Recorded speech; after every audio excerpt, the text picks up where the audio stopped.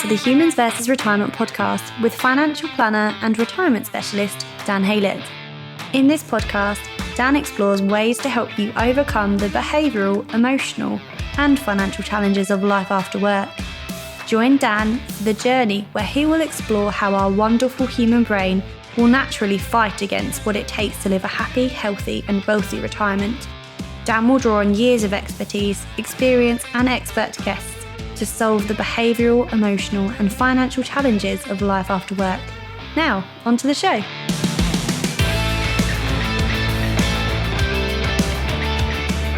Hello and welcome to the Humans vs. Retirement podcast. I'm your host, Dan Haylett, and I cannot tell you how excited I am for today's show as I get to sit down and have a conversation with Professor of Marketing, Behavioural Decision Making and Psychology at the University of California, Los Angeles, UCLA, and the Anderson School of Management, and the author of the brilliant book, Your Future Self, Hal Hershfield. Hal, a very warm welcome to the Humans vs. Retirement podcast. Thank you, Dan. I'm really happy to be here and excited to talk with you.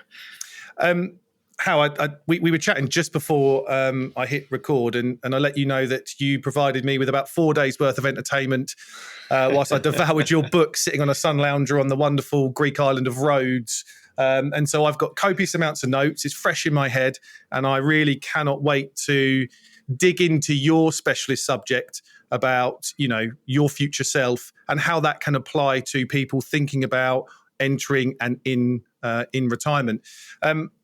But what I'd really love for you to do, if that's okay, just for a brief moment, to share a bit about you, your journey, and how you really found yourself at the intersection of psychology, behavior, and money. Yeah, absolutely. Well, first off, I'm so glad that it provided entertainment while on vacation. That's a high compliment, and I appreciate it. My background's in psychology. I have a PhD in experimental psychology. I figured that I would go in, the traditional route was to become a psych professor and, teach intro psych or social psych or whatever. And when I was in grad school, I really started to focus more on, policy relevant outcomes. My advisor was this wonderful scholar, Laura Karstensen, who studies aging and decision making. And she was the one that said, I think psychologists don't have enough to say about retirement.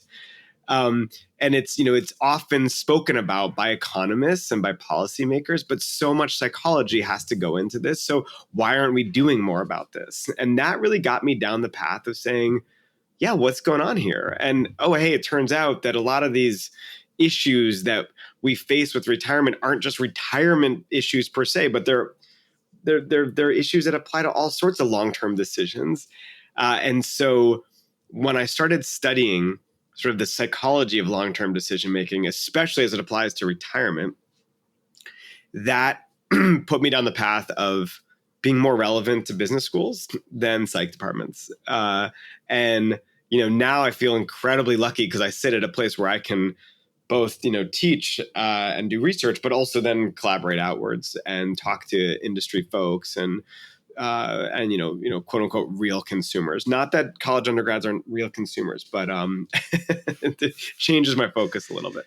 So I'm curious to understand, obviously, we'll share this on video, but the book's standing right here. I've got it with me. There's lots of dog ears, as we call them, and lots of underlining. So, but looking at your very impressive CV, you spent a lot of time looking at and researching that kind of how to make tomorrow better today, that your future self. What made you really curious about, how human beings portray themselves in the future and how we need to get there? Yeah. So I think my curiosity was really first piqued to some extent around the 2008 financial crisis. This is a seminal event for a lot of people. I became intensely interested in why it was so easy for so many people to act in such a very present oriented way. And of course, in some ways, of course it was. Like, you look at the incentives then. Sure, I'll buy a house where I'll have to pay a mortgage that's, 10 times my monthly income, but I won't have to do that for a while. So might as well try, Yeah. I became really interested in how that could come to be. And that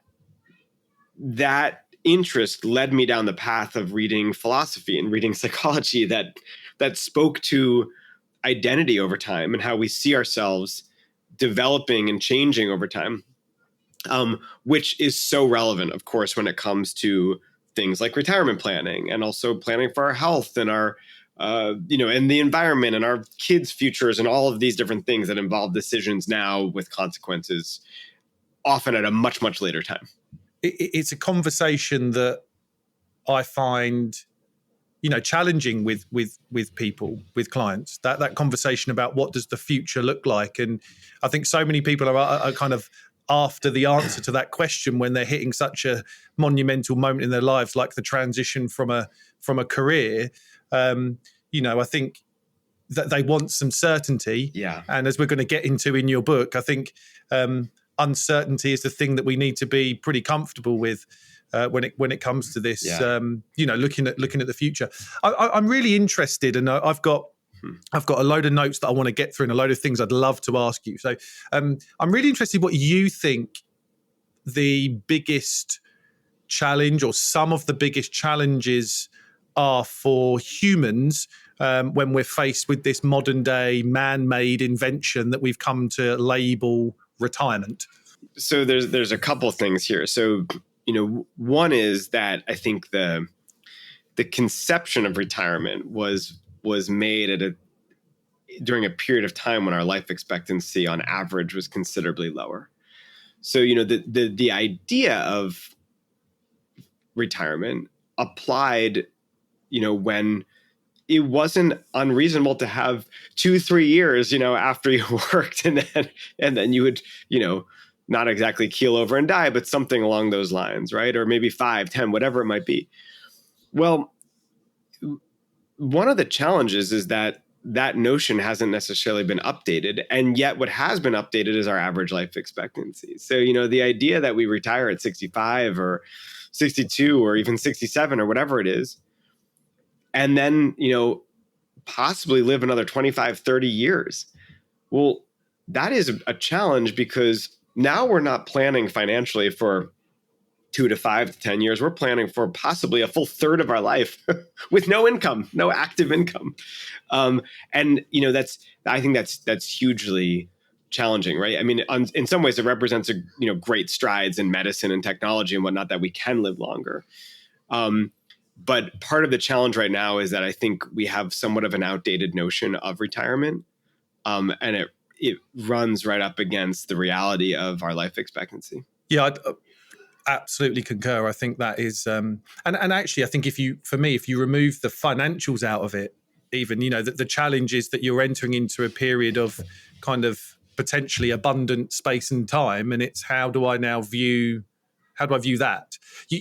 I've got a quote from your book, and I'd love to kind of pick into this a little bit because I think we've got I think a lot of us, and you've said it in numerous places in your book, we obviously fail to see ourselves in the future in a way that gives us I suppose, momentum to do things to kind of improve our future. And one thing you've said quite early in your book, and I don't know who that, you might have wrote this, we might have kind of taken it from someone, but most people change in terms of how conscientious and how emotionally stable they are as they grow older. Right. Can we pick on that? Because I think that's something that's really interesting that a lot of people won't actually come to terms with. You will change. Right. So, I think there's fascinating research on personality change, right? And so psychologists talk about the big 5 personality traits. I think, anybody who's sort of into, accessible psychology may have heard of them, but, in case you haven't, it's openness to new experiences, conscientiousness, extroversion, agreeableness, and neuroticism. And, it becomes a really interesting question of, well, how much of those big 5 personality traits change over time? And there's a ton of research that's been done and is being done on it. And one of the findings is that over time we become more conscientious. And I think it's easy to consider why that might be, right? There's circumstances If we become parents, like you sort of naturally have to become a little bit more dialed into things, than during the time when you weren't, right? And life's responsibilities make it so that we often need to become more conscientious, and we also become a little bit more emotionally stable, which is another way of that's sort of the opposite of neuroticism, over time as well. But there's a deeper thing to pick at here, which is that, if you look at those big 5 traits, some of the research has examined people in a longitudinal way. It's looked at them over time and found that, over a 10-year time, going from 30 to 40, 40 to 50, whatever it is,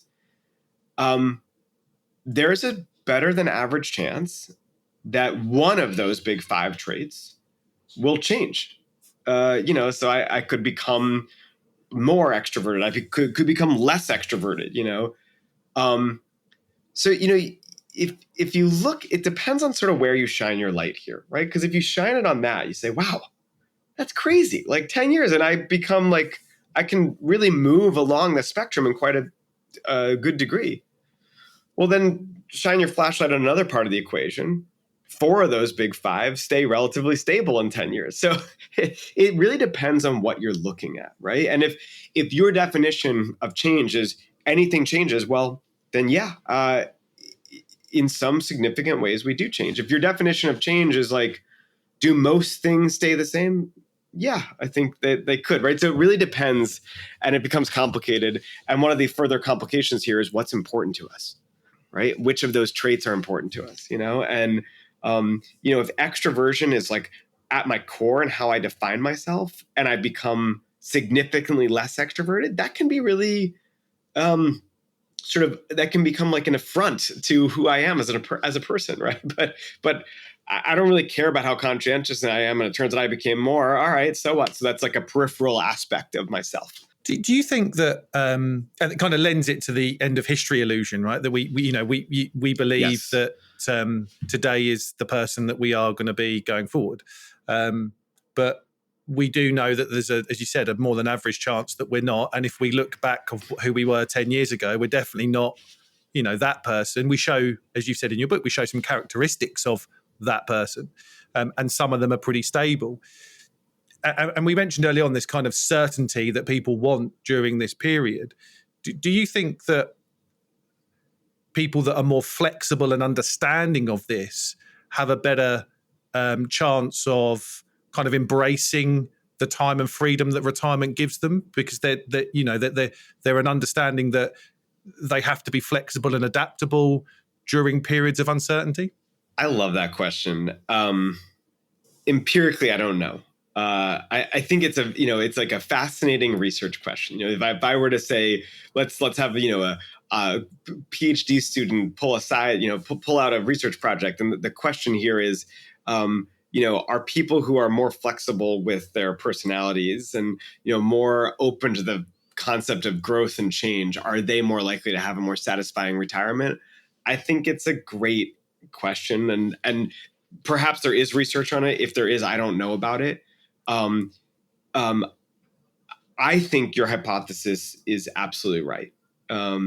Because to some extent, I think some of this could be predicted by the research that Carol Dweck and her colleagues have done on the growth mindset, right? This idea that, if I see my personality as possibly changing over time or growing rather than sort of fixed, well, I can have better outcomes because I recognize that I can do the things that allow me to change, right? And so, you had asked earlier about some of the problems that we face with retirement. One of the things we didn't say is the idea that we do change over time, right? And if we sort of plan in our 50s and 60s for this retirement that looks a certain way, but then we get there and fail to recognize that, as I got older, it turns out my preferences have changed. And I mean, how many times anecdotally have you heard about people who've said, well, what's most important is that I live near my grandkids, and it would have been hard to predict pre-grandkid to say that, right? Or maybe you could sort of think about it, but to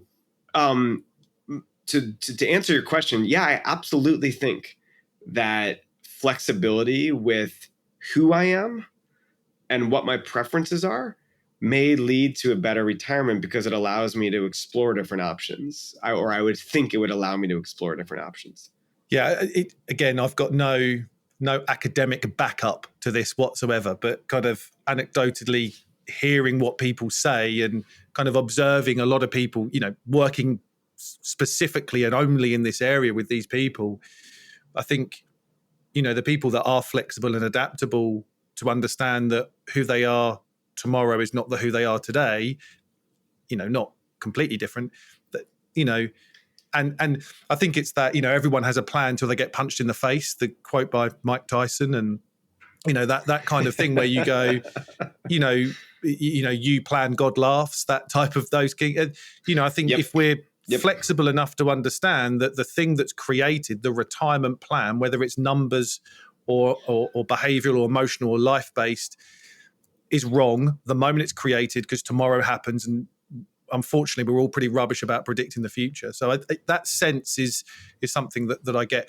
I want to touch on some wonderful writing in your book that you quoted David Hume, the Scottish psychologist, about identity, how identities come up a lot in the conversations I've had, and we've talked about these kind of personality shifts that we might have, but I think there is an identity crisis that happens when people leave kind of something that they've done for a number of years. And I just want to read something out, that for something to maintain an identity means that the thing has to possess the same set of properties from any given point in time to the next. This clearly isn't the case for humans, who are constantly changing their opinions and preferences. According to Hume, we'd be wise to retire the idea of one stable identity over time. Now, if I could bottle that up, I mean, that to me says everything about one of those challenges on retirement. I'd love to get you to dig into what you think about that. Yeah, Dan, I love that you sort of pick that out and apply it to retirement, because you're absolutely right. Now, look, I mean, I think as a caveat, I'm not close to retirement, and I don't do the direct work that you do, with people who are actually going through this. So anecdotally, you know this better than I do. But I think part of the challenge here is that we, as you're pointing to, our identities can become so subsumed with what we do, which is also how we spend our time, right? If I think about my working life, and I spend so much of my week and my days doing work, and so much of my lifetime is doing that, right? By the time I'm in my mid 60s, think about what portion of my life has been spent doing that. Is it almost 2/3 at that point? Well, then suddenly to sort of turn that off represents a great challenge, because now the way I'm spending my time and the things that I'm doing are very different than what I once was, or how I once was spending my time. And so I think I would imagine there's a challenge involved when so much of our identity is wrapped up in work and what we've been doing. And, I think one of the things that I found sort of liberating, if you will, about the way that Hume and Parfit, a British philosopher, think about identity, part of what's liberating there is that they sort of suggest that, we well, as you said, we may want to retire the notion that there's sort of a stable identity. And rather, I love the way that they think about it, rather to say, we're a collection of separate selves, and there may be a strand or a thread that connects us over time. In the same way that my family is made up of my wife and my 2 kids, and we are separate selves, but there is a thread that connects us, which, whatever you want to call that, the values that we have, the shared experiences we have, and so on. And it's not bothersome to me that my kids are different than me or different from each other, that my wife is different from me, but what would be bothersome is if there was a lack of connection and a distance, right? And so I think, the idea that my future self, my retirement self, could in some ways represent a very different person from me. I think that's scary. But if we tie a thread, say, well, what are the values that will still be maintained, even if my day-to-day looks very different? That to me, at least, as I started thinking about this period of time, which admittedly is in 20, 25 years, that becomes a little less anxiety provoking, because I can say, all right, well, what what aspects of me will I want to continue in that period of time, even if my day-to-day looks very different? Yeah, again, what I'm going to say now isn't baked in kind of PhD research, but do you think that people that have this, and I work a lot with people that have been in a career for a long time. So they've had, a 20, 30-year career in banking or investment management and in finance, working in the city. They've worked for, a couple of employees. And so do you think that those people where there is such a core identity that they've had, do you think that they would struggle the most in kind of seeing their future self, because there's so much wrapped up in their kind of identity through work? It's a fascinating question. So I think the way that I would answer that is that it's probably not a function of what they do, but I would say a function of just the extent to which work is their identity, right? So I mean, you could have, the CEO who has a very, high-powered, demanding job, who at the same time has a rich life outside of that, and does lots of other things, and in that case, maybe their identity isn't solely focused on work, right? You could have somebody who's in a much less demanding job, a much less high-profile role, but for whatever reason, their job is their life, and that's how they see themselves. I don't know. This is all hypothetical, right? And so I would think that what would matter there is not necessarily the title, though there's some relationship, but what matters less is the title, but more the sort of the extent to which the job becomes identity. That feels like the thing that would be hardest to overcome. And as I say this, of course I sit here and think, I'm an academic, and one of the sort of what I would say problems with academia is that you're sort of taught that this is a calling, not a career, and your life needs to be this, and your friends should be academics, and you should spend your vacations going to conferences and so on. I mean, I'm being a little extreme, right? But when I was in graduate school, I would see many of the senior professors in their 70s, 80s popping into the office on their Saturdays and Sundays, because the old idea was you die at your desk, right? And so I don't think that's the current perspective, but no. I do think it represents a problem, unless that gives you happiness and satisfaction and meaning. Okay, who are we to say don't do that? Do you think that thinking about what your future self looks like, how, and you write about this a bit in your book, but how do you feel that that's a predictor for happiness? Are people more happy because they can see their future selves better, or right. or are they, or are they less happy because they can see their future selves a lot better, right? On both sides of the coin. So I have some research led by Joey Reif, who's one of my former PhD students, where what we look at is over a 10-year span. We don't look at happiness, we look at life satisfaction. We look at how that changes as a function of how similar I feel to my future self, right? So I stress that because we weren't able to look at, how clearly can I see that future self? Because I think it's a related but different question. Mm-hmm. Now, what we find there is that the people who see more similarity with their future selves at one point in time, 10 years later, end up more satisfied with their lives than those who feel less similar to their future selves. Now, why that is, from a research perspective, we can't know because we don't have the data. What I suspect two things. One, I suspect that people who feel more of a similarity, connection to their future selves, are more likely to do the things to put themselves into a better position in 10 years, right? So they're, more likely to make those choices that may benefit them later, but also may benefit them now too, right? I think we should retire the notion that it has to be one or the other. Mm-hmm. It also may be the case that people who feel more similarity to their future selves may know themselves better and have more certainty about who they are, right? So, I have always been, I've always probably been higher than average on the sort of neuroticism part of the personality, big five, right? Now, if you were to ask me in 10 years, how neurotic do you think I'll be? I'd be lying to you if I said I think I'll suddenly just be like super zen and chill and not neurotic at all. Like I kind of know that about myself, right? Yeah. There may be a benefit to having that sense rather than like tricking myself into saying, in 10 years, you know what? That's when I will be like totally relaxed and not worried about anything. Because I worry that sort of perspective may result in disappointment. Oh my gosh, I didn't change, right? Yeah, and so, so I think that's part of what's happening. Now, your original question to me was more about like seeing my future self. We don't have that research. I've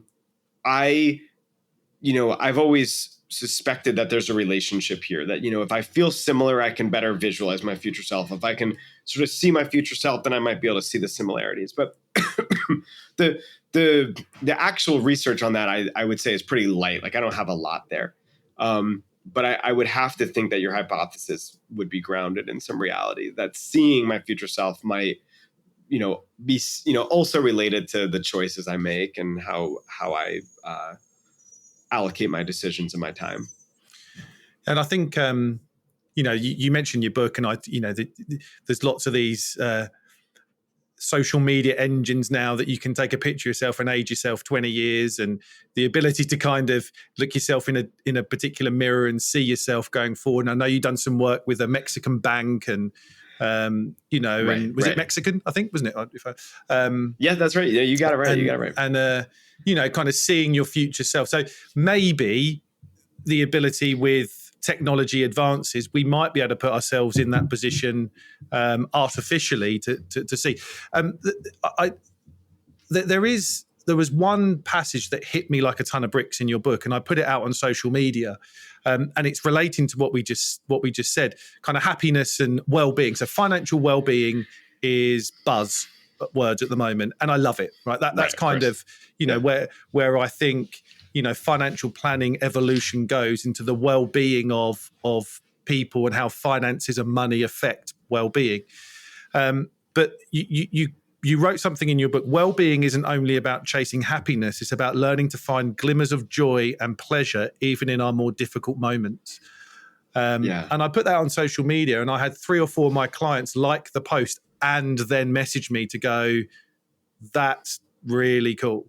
That's great. And I think it's a really interesting thing, because I think when we talk about happiness or we talk about well-being, we always think of that the kind of we need to be happy, but actually life is full of ups and downs, and we need to find the joy and pleasure when, not if, we have difficult moments. No, I think that's exactly right. There is some fascinating work on these different distinctions of well-being, right? So there's happiness, which I think we all think about, but there's also meaning and purpose in life. And there's also, a newer conception known as psychological richness, and this idea that maybe what defines well-being is having a life that's sort of diverse and rich experiences, and that some of those experiences may be hard or difficult, right? But it could make you a deeper person. And the notion, I think the sort of traditional notion of happiness is, it's sort of this more positive than negative, but it's, sort of fleeting, and it doesn't include the bad, right? And that's fine and well. And I think, I do think we should be seeking happiness, right? But I part of the point of that section in the book was, if we're only seeking that, we may almost deprive ourselves, because we miss out on figuring out how the valleys, if you will, add and sort of, accumulate to give us some perspective and insight into our lives that ultimately make it more meaningful. The other thing that I was sort of referencing there was the idea that we often think that things have to be one or the other. It's black or white. Mm-hmm. We're either happy or we're sad. Right? We're either positive or negative. And of course, human experience is so much more varied than that. We do experience mixes of emotions, and it's not that we do that all the time. We don't walk around regularly feeling angry and happy, or anxious and excited, but it's more often than we think. And so one of the sort of points of that section was to sort of recognize and encourage people to see that even if they're going through the bad or the negative, there can be, they quote, glimmers of hope. There can be positives that we can experience alongside the negative. And that can also make it easier to sort of process the negative and gain some insight into the things that stress us out and give us pause and anxiety, so that we can then move forward and become sort of better, or grow, if you will. Yeah, absolutely. It actually leads beautifully into my next point. You mentioned about anchoring in your book, and anchoring is a phrase I know very well from a numbers point of view. And you kind of, and I think a lot of us, even people that are not necessarily averse with behavioral economics or biases, will understand that we anchor ourselves to a thing.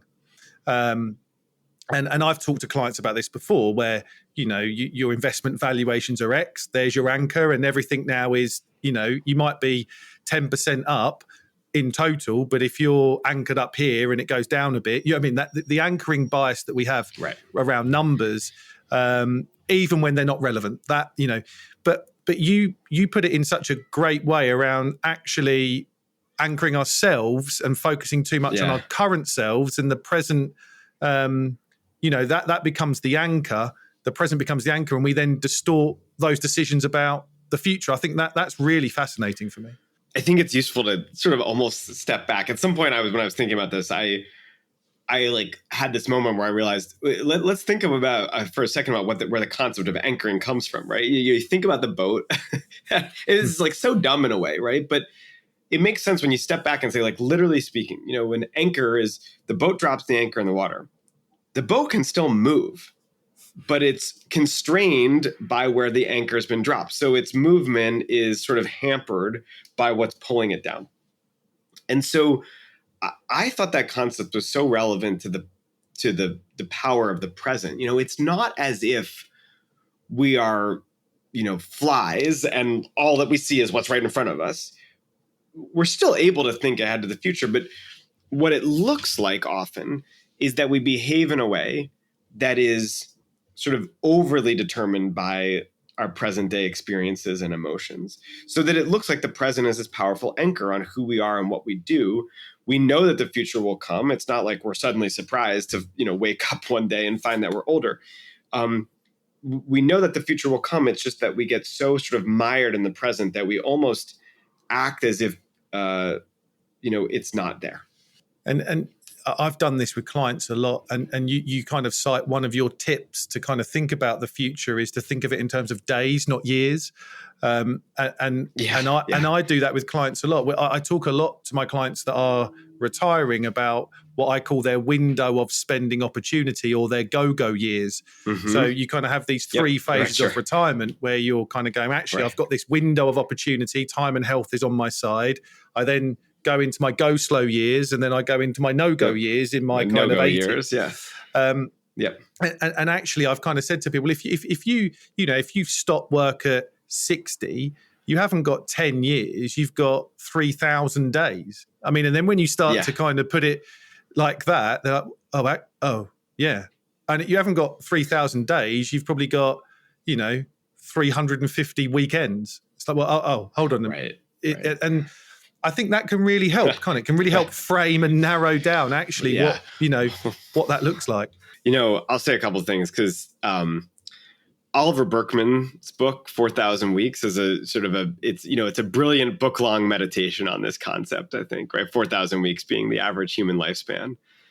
And Tim Urban, who's one of my favorite bloggers, has a fantastic and emotional visual post about this, where he's sort of makes dots for every one of those weekends. And, and it's, I mean, you take a look at it and it's quite, it's moving.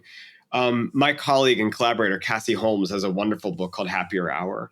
And she actually gets concrete and makes it almost an exercise of, thinking about how I spend my time.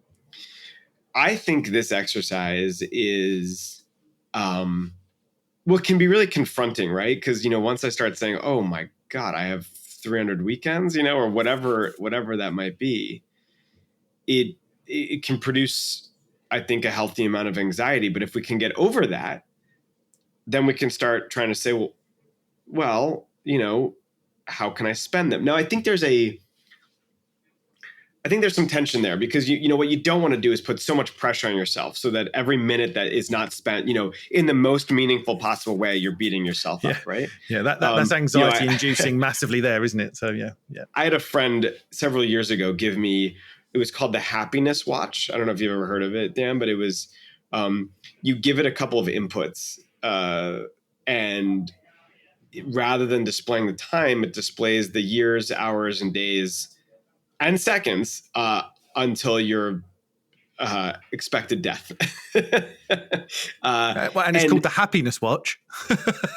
Yes. And so, I don't know, it's funny because I thought, wow, what a funny name for that. And I'm not sure if it's still I don't know if that company's still in business, but I wore it for a little while almost as an experiment. And, it really, it really pissed off my wife, because we'd be together and she'd be looking at this and she's like, can you take it off? And it also made this funny thing where, I'd go wait for a coffee and the person in front of me took a little too long. And suddenly I'm wildly impatient because I'm going, I just lost 30 seconds, to this guy. Yeah. Now that's like an extreme version, right? Yeah. But I think you have this broader point here, which is, time isn't infinite, even though it seems, at some point in my life looking ahead, that seems like a long period of time. But you start recognizing that, especially when you live far away from family, okay, how many of those visits do I have? Right. I know one of the things that Tim Urban points to in his blog was, how many books will I actually read, over the rest of my lifespan? Well, okay, how many books do I read? Honestly, how many books do I read per year? I'm like, not to be cheesy, but I'm honored by anybody who reads my book, because I think, wow, that was like a significant unit portion of your book, book lifetime left, right? How many times do I go in the ocean, and so on and so on? You can go a little crazy with this sort of thing, but I think it sort of highlights the significance of the time that you're in and the how you spend it. Anyway, I love that you pulled that out, because I think it's really an important thing to recognize, especially as we start transitioning to how I want to spend my time in retirement. I think that it links back to another point you made in your book. I think the way that I try and approach it with people is to stop the procrastination, is to stop that kind of, and you mentioned in your book, like chronic procrastination is associated with poor mental health, anxiety, hypertension, heart disease. It's not a particularly great trait to procrastinate, particularly if beyond any reasonable doubt, you can go and spend your money on experiences and memories. And it's that kind of, you don't have to, I suppose, be at it every single minute of every single day of every single week. But if you are, if you're procrastinating about doing something that aligns with your values and is very important to you because you can't put yourself in that position, or you're worrying about the money, then that's got consequences too. And I think that's where kind of that bringing it back into days and weeks is a really good exercise to think about how to make sure that you do spend your time and money on what's most important. I love that. I've never made that connection of sort of connecting the sort of, days and weeks perspective to procrastination. I think you're absolutely right, because, procrastination is, about two things. It's about recognizing, it's about saying I'll do that later. And it's also at the same time, I think there's a knowledge that I'm putting myself in a worse situation, right? Fundamental to procrastination is the experience of anxiety that I've made, that I'm like currently doing something that's making my life worse. One of the other sort of aspects that's relevant here is that, often procrastination is connected to this experience of beating ourselves up, right? Like, why did I do this to myself, et cetera? And so, one of the things that procrastination experts talk about is self-forgiveness and self-compassion, saying, let's move on. Let's forgive past me for procrastinating, sort of accept that I did that, recognize why, and then start doing the thing, right? And I love your notion that, know that each day we don't do it is one of those sort of precious days or weeks or whatever it is from this sort of finite block that we've been given. I think that, this is also where concrete strategies can help, right? So it's not just sort of this philosophical level of saying, oh, well, do the thing. But, okay, how can I break it down into the smallest parts possible? How can I say, all right, you know what? It's really about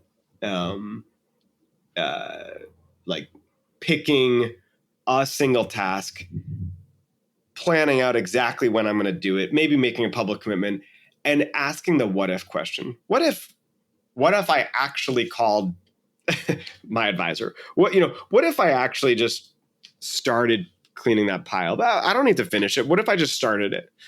It's almost like a little temptation, like a flirtation with this thing that you're putting off, right? Because what you're talking about, I don't think, well, correct me if I'm wrong, I don't think you're literally talking about procrastinating on retiring, but it's procrastinating on making decisions relevant to retirement.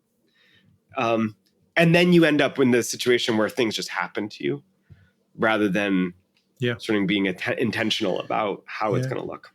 And procrastinating around what to do in retirement. I think, you mentioned in your book kind of in putting off experiences for too long, we may diminish their value entirely. And I think I do see people that, procrastinate around, we do a lot of work on values and vision with people, but there is still that element of procrastination around,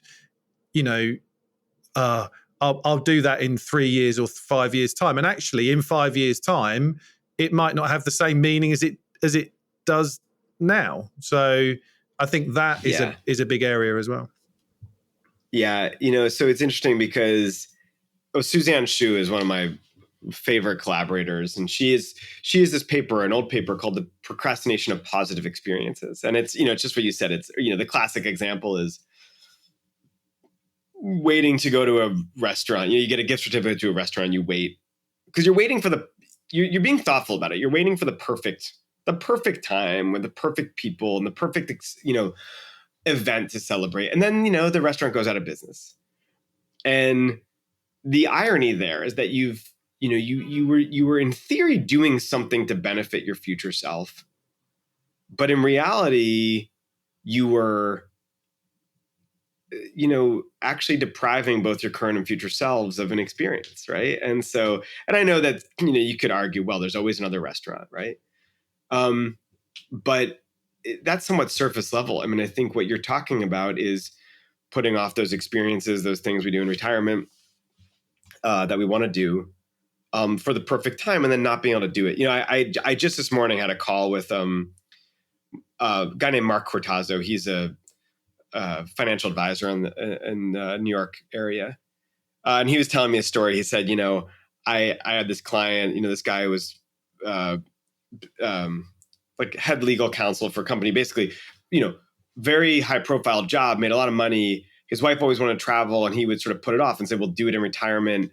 I'm working hard now so that we can do those things. And, you have this sort of, everybody knows how the story ends, right? That, the guy dies at his retirement party, but that's not how this story ends. Mark was saying to me, what happened is 3 months after he retired, his wife died. She had a heart attack and died. And I'm not trying to be sad here, but what was so interesting about that particular case is that, that he had this guilt that he was the one working hard and putting off, his wife didn't care about the sort of extra bits that he was doing. What she cared about, she wanted to go on those trips then. Now I'm, in some ways this is extreme, or it sounds a little like a parable, but I think it really highlights this idea that, we don't just procrastinate on the things we don't want to do. We can procrastinate on the things that could be quite good for us. And in so doing, deprive both our present and future selves of some sort of, utility. Yeah. I think that's such a profound point, isn't it? You're depriving yourself twice, potentially, of the thing. There's one more thing I want to touch on before we kind of wrap up and close up. And one of the big things I hear from the people I work with is that when they do fully retire, they have a difficult time in saying no to things. They often kind of say yes a lot because they feel like they've got to fill their time. Time's in abundance now, so they say yes, and they often say yes to things they don't really want to say yes to. And you've got some wonderful stories in your book. You've got the yes damn effect, which is offset by the no yay effect, which I love both of those. But I think just touching on those would be really interesting, because I think this kind of, I do hear a lot, I've been off for a year and I've said yes to a couple of things. I didn't really want to do it. And I think there's some fascinating research around that. And the guy was from England who said yes to everything, and they made a film out of him, didn't they? Yeah, Danny Wallace. Yeah.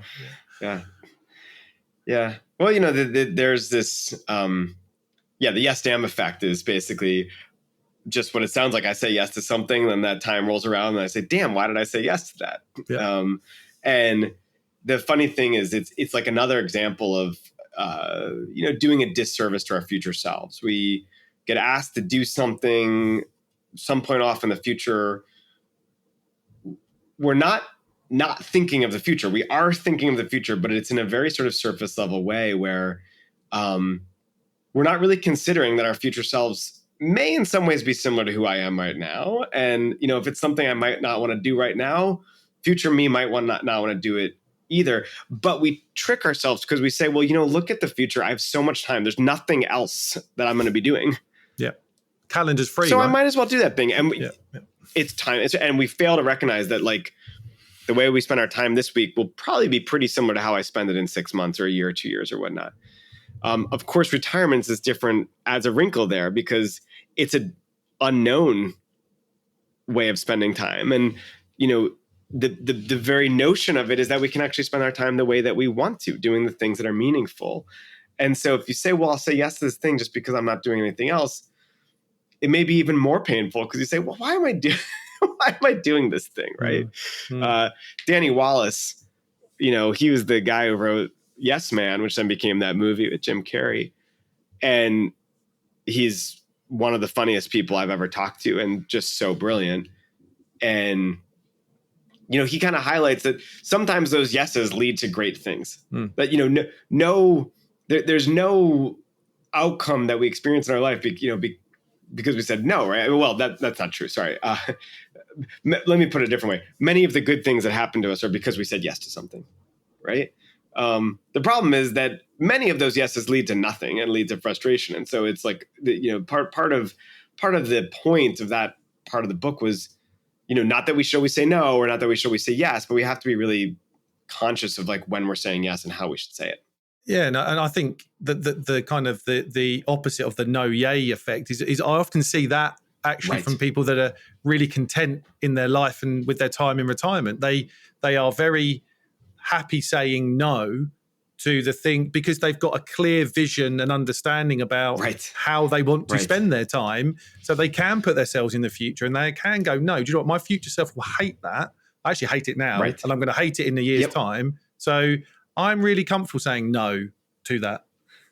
Right. And then the deeper part of the no yay effect is, and this is Dilip Soman, one of my friends up at University of Toronto, and he says, I say no to something, but I still put the thing on my calendar so that when it rolls around, I can say, yay. Yeah. I'm not doing that thing. Cool. Yeah, absolutely. It's so cool. Hal, I'm gonna wrap this up. I could probably talk for absolutely ages, but I'm gonna wrap this up with some questions for you that I'd really kind of love to hear your answer. You've mentioned it a couple of times, and I know you're a way away from this. But what may Hal's retirement look like going forward?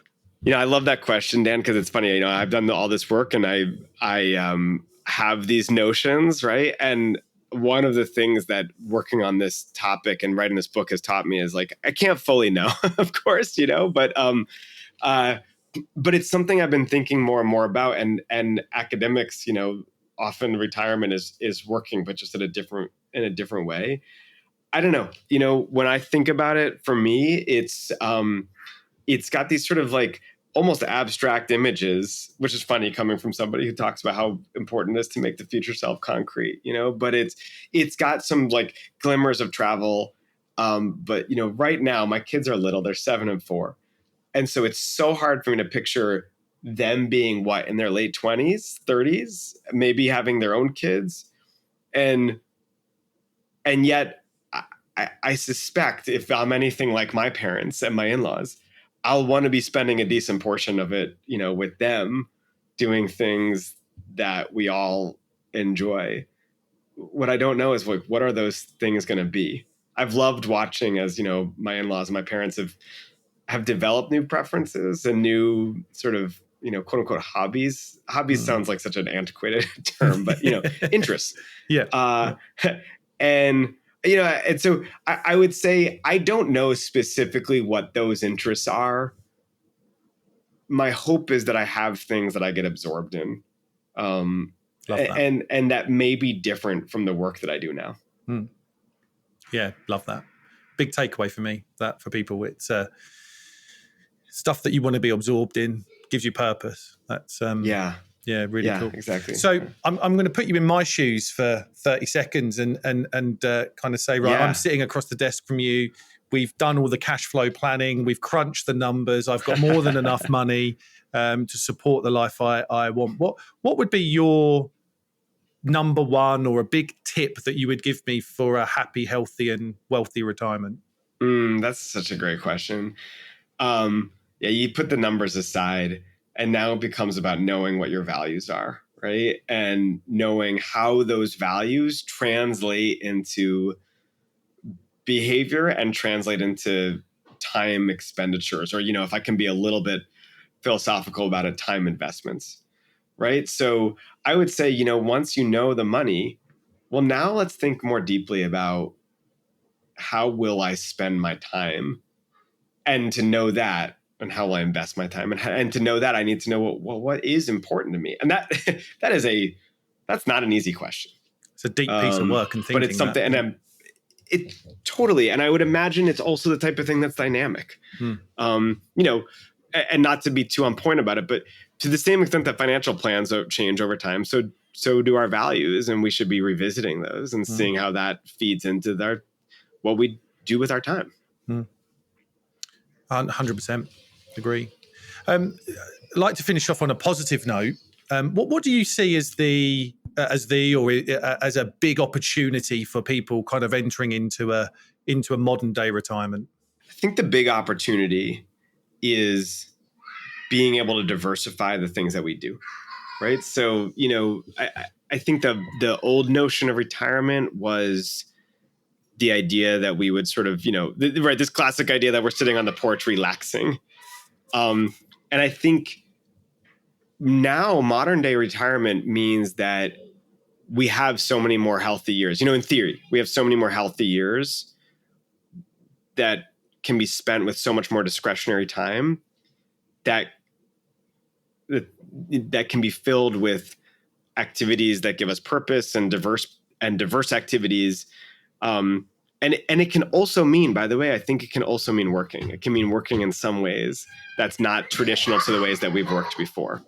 No, absolutely. No, I think I absolutely agree. I think it is a huge opportunity for people to diversify out 100% and think differently as to kind of what our parents or our grandparents experience, right? I think I see people as this is kind of first generation proper retire or new age retirees, very different to our parents and our grandparents. So very different. Right. Hal, it's been an absolute pleasure and honor to kind of have this conversation with you today. I really want to thank you for your time and wisdom. It's been such a cool conversation that I know is going to add so much value to people listening in. Thanks, Dan. This has been just a great conversation. I've loved talking with you. And everybody go and buy Hal's book. The link to the book will be in the show notes. And I'd like to thank everybody for once again listening in to the Humans versus Retirement podcast. It's been a pleasure as always to have you with me today. Until next time, Take care. Thank you for listening to the Humans vs. Retirement podcast. Subscribe to be notified when new episodes become available. We would love to have you along for the journey. If you like what you heard, then we would appreciate you taking a few minutes to leave us a review. And lastly, if you want to explore your retirement plans further, download our free 7-step retirement GPS toolkit linked in the show notes.